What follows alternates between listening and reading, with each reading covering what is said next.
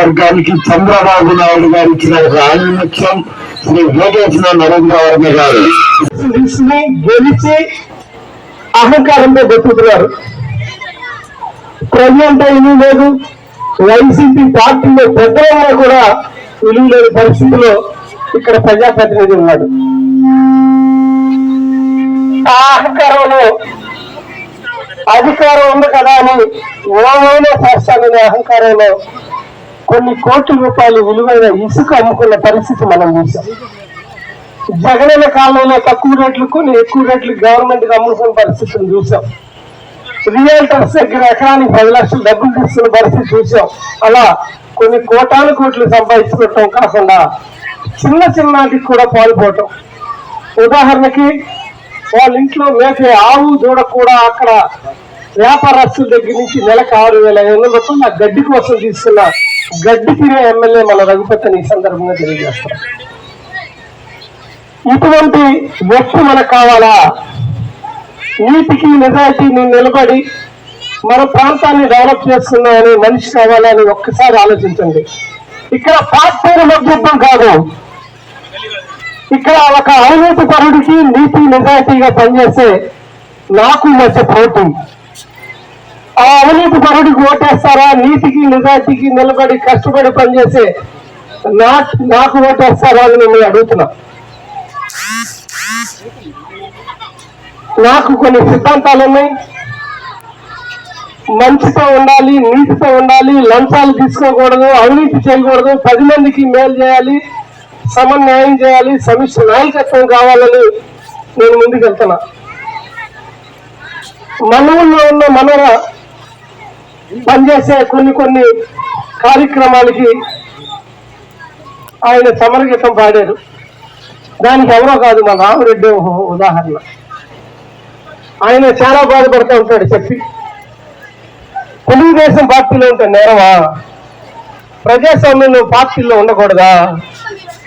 ఎవరు కోటేయాలి నిర్ణయించుకునేది మీ ఓటు, మీ హక్కు కదా. అంటే వేరే వాళ్ళకు ఓటేస్తే మన ఇంటి మీద దౌర్జన్యానికి వస్తారా? ఇదే ప్రజాస్వామ్యమా? ఇటువంటి భారతదేశంలో మనం ఉన్నావా? ఎంతో మంది ప్రాణాలు అర్పించి బ్రిటిష్ వాళ్ళ దగ్గర నుంచి స్వతంత్రం తీసుకొచ్చింది మన పూర్వీకులు ఇందుకేనా? దీనికోసం మనం పనిచేయాలా? చాలా బాధ వస్తున్నదండి.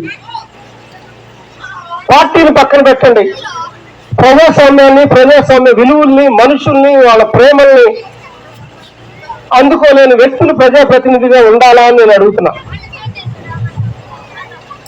అటువంటి వ్యక్తులు ఓటేయాలా అని నేను అడుగుతున్నా. నేను 10 మందికి సేవ చేస్తూ బతుకుతున్నా, 10 మందికి ఉద్యోగాలు ఇస్తున్నా, ప్రభుత్వానికి ట్యాక్సులు కడుతున్నా. ఈ ప్రాంతంలోకి వచ్చాక ఈ గడ్డ మీదకి వచ్చాక డబ్బులు సంపాదించా. ఈ ప్రాంతంలో 10 మందికి సేవ చేయాలని ఆ సేవను ప్రజాసేవగా మార్చుకోవడానికి ప్రజల ముందుకు వచ్చా. ప్రజాసేవ అనేది నా చేతుల్లో లేదు, ప్రజాసేవకుడిగా తయారు చేసే బాధ్యత అది కేవలం ప్రజలుగా మీ చేతుల్లో ఉంది. ఆ బాధ్యతను మీరు తీసుకోండి. ఇక్కడ పార్టీలకు అతీతంగా ఒక్కసారి నేను సైకిల్ గుర్తు మీద పోటీ చేస్తాను కాబట్టి మీరు ఓటేయండి. డబ్బులు సంపాదించుకున్న తర్వాత రాజకీయాల్లోకి వచ్చారు. అదే డబ్బు, అదే అహంకారం ఈ సంపాదించుకోవడానికి రాజకీయంలోకి వచ్చిన ఇప్పుడు మీరు ఓట్లేసిన మీ ప్రజాప్రతినిధులు ఏం చేశారో ఒకసారి అర్థం చేసుకోండి. దాని నుంచి మీరు బయటికి రండి. నిజమైన నాయకుడు, అది పార్టీ ఏదైనా, ప్రజాస్వామ్య నాయకుడు, రాజ్యాంగాన్ని బద్ధంగా పనిచేసే నాయకుడు ఎవరున్నారని ఆలోచించండి. నేనున్నానని సిద్ధంగా ఉన్నా. మీరు నా ఓటేదానికి సంసిద్ధంగా ఉన్నారా అని అడుగుతున్నా. ఉన్నారా? ఒకసారి తప్పట్లో పెట్టండి. మరి ఉంటే ఒక్కసారి సైకిల్ గుర్తు కొట్టేయండి. మీ పవిత్రమైన, అమూల్యమైన, అతి రహస్యమైన మీ ఓటుని ఒక్కసారి ఓటేస్తే మీకు ఒకటే తెలియజేస్తున్నా చివరగా, తెలుగుదేశం పార్టీ ఇన్ఛార్జ్ ఇచ్చిందనో, తెలుగుదేశం పార్టీ బీఫామ్ ఇచ్చిందనో, ఎన్డీఏ అభ్యర్థిగా ఉమ్మడి అభ్యర్థిగా ఉన్నానో ఏమి నేను గొప్పగా ఫీల్ అవ్వట్లేదండి. మీరు ఓటేస్తే నన్ను గెలిపిస్తే నేను ఎమ్మెల్యే అయితే అది గొప్పగా మీరు అనుకుంటారేమో, నాకు అది కూడా గొప్ప కాదండి. ఎమ్మెల్యే అవటం కూడా నాకు గొప్ప కాదు. ఎమ్మెల్యే అయ్యాక 5 సంవత్సరాల తర్వాత మీరు వేసిన ఓటు మంచోడికి వేసేవరా అని మీరు ఎప్పుడైతే తృప్తి పడతారో అది నేను గొప్పగా ఫీల్ అవుతున్నా. 5 ఏళ్ళ తర్వాత వచ్చే సక్సెస్ ఈ రోజుని నేను చూడాలంటే మీరు ఓటే తప్పదు. ఈ విషయం అందరూ తెలియజేయండి. పాండురంగపురం అంటే ఒక అన్న లాంటి ఊరు. మా గ్రామం తర్వాత ఈ పంచాయతీ అంటే నాకు రెండో ఊరు ఏదన్నా ఉందంటే ఇదే.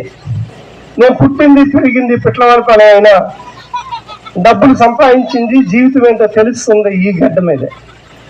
ఈ గడ్డ మీద వచ్చాక నేను బాగున్నా. ఈ గడ్డకి నేనేదో చేయాలంటే మీరు ఓటు వేయాలి. ఒక్కసారి మీ పవిత్రమైన ఓటు సైకిల్ గుర్తు మీద వేసి గెలిపించి అఖండమైన మెజార్టీతో అసెంబ్లీకి పంపించాలా. అది మీ బాధ్యత, మీ కుటుంబ బాధ్యత నేను గుర్తు చేస్తున్నా. మీ అందరూ బాగుండాలి, మీతో నేను ఉండాలని కోరుకుంటున్నా.